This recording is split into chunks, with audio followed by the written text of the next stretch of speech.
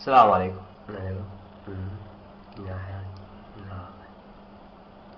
لا لحظة.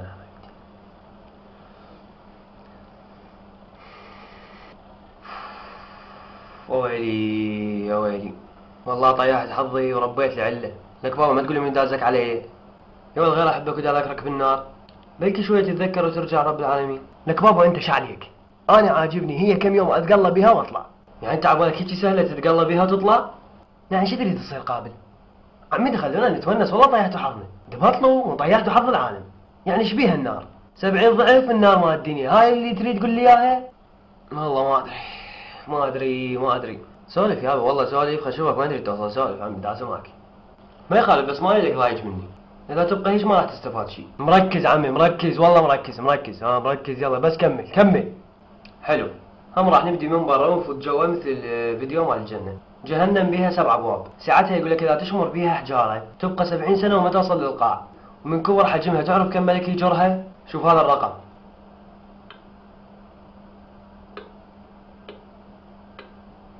4,900,000,000 ملك. وتدري نار جهنم مو مثل هاي النار اللي احنا نشوفها، هاي الحمراء والزرقاء. نار لونها اسود ومن الظلام اذا تطلع ايدك ما تقدر تشوفها. وقود هاي النار هم الناس والحجارة. ويقول لك حرارتها تعادل 70 ضعف من اقوى نار من اللي عندنا هنا بالارض. واقل عذاب بيها جمرايتين يصيرن جوا كعب الرجل ويغلي دماغ راسك من حرارة هاي الجمرايتين. طبعا بيها ظل ومي وهواء، بس الهواء من سموم يشوي شوي، والمي من حميم مثل الحمم البركانية، وظلها دخان من يحموم ما تقدر تجر النفس بيه. ويقول لك النار نفسها من تشوف اصحاب النار تقوم تشقق بنفسها وتصيح بزفير عالي من شدة الغضب، والملائكة يجيبون يشمرون بها بشر وتقول لهم هل من مزيد. طبعا القائمين على النار ملائكة قلوبهم ميتة ويطيعون رب العالمين بأي شيء يأمرهم به. ويقول لك أهل النار البشر يعني جسم الواحد منهم ضخامة أعظم جبل على الأرض، وسمك جلد الواحد شبهها الرسول صلى الله عليه وسلم بالمسافة اللي يقطعها الفرس خلال 3 أيام متواصلة. هذا سمك الجلد وهايش عليها والله. هسه أنا أقول لك من يحترق إصبعك مو مثل ما يحترق إيدك كليتها، فكل ما تزداد مساحة الحرق راح يزداد الألم. هاي بالنسبة للضخامة. أما بالنسبة لسمك الجلد فالعلماء اكتشفوا أنه أكثر شيء مؤلم بالحرق هو جلد الإنسان. فوق هذا العذاب كله وانت بنص النار يتفصل لك اسمه القطران. تعرف شنو القطران؟ نحاس ذائب من الحرارة، والملائكة شايلين حميم اللي هو مثل الحمام البركانية ويديروه فوق راسك. من شدة الحرارة يبدي الجلد يذوب، فرب العالمين كل ما يذوب الجلد يرجع يجدد لك الجلد مرة ثانية حتى تستمر بالعذاب جزاء للي كنت تسويه بالدنيا. وطبعا أهل النار مربوطين بسلاسل وأغلال بأعناقهم، والملائكة يسحلون بهم على وجوههم بالنار.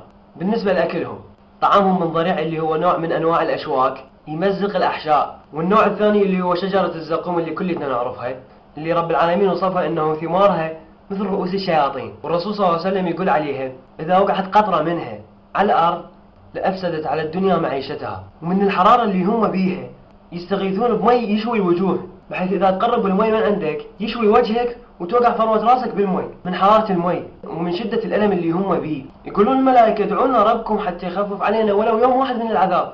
طبعا راح يشوفون ماكو فايدة، يرجعون لأهل الجنة يقولوا لهم انطونا مي أو أي شيء من اللي رزقكم به رب العالمين، فيردون عليهم أهل الجنة إن الله حرمهما على الكافرين. تعرف من الكافرين؟ تكملة الآية تقول الذين اتخذوا دينهم لهوا ولعبا وغرتهم الحياة الدنيا. ورا كل هذا التوسل من أهل النار يشوفون بالأخير يعني ماكو جدوى يأيسون، فيطلبون من مالك. طبعا مالك هو الملك المسؤول عن النار. يقولون له ادعوا لنا ربك يقضي علينا، ما نريد نعيش بعد. فيقول لهم ماكو موت بعد يوم القيامة إنكم ماكثون. ويلي تخيل بالنهاية ينسد عليك الباب يوم القيامة وانت جوا بالنار، تخيل تبقى بالعذاب للأبد. يعني هاي أحسن لك لو الجنة. يا أيها الذين آمنوا قوا أنفسكم وأهليكم نارا وقودها الناس والحجارة عليها ملائكة غلاظ شداد لا يعصون الله ما أمرهم ويفعلون ما يؤمرون.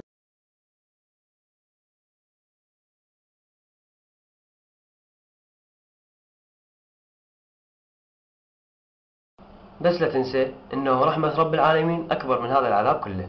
يا رب سلمنا. السلام عليكم.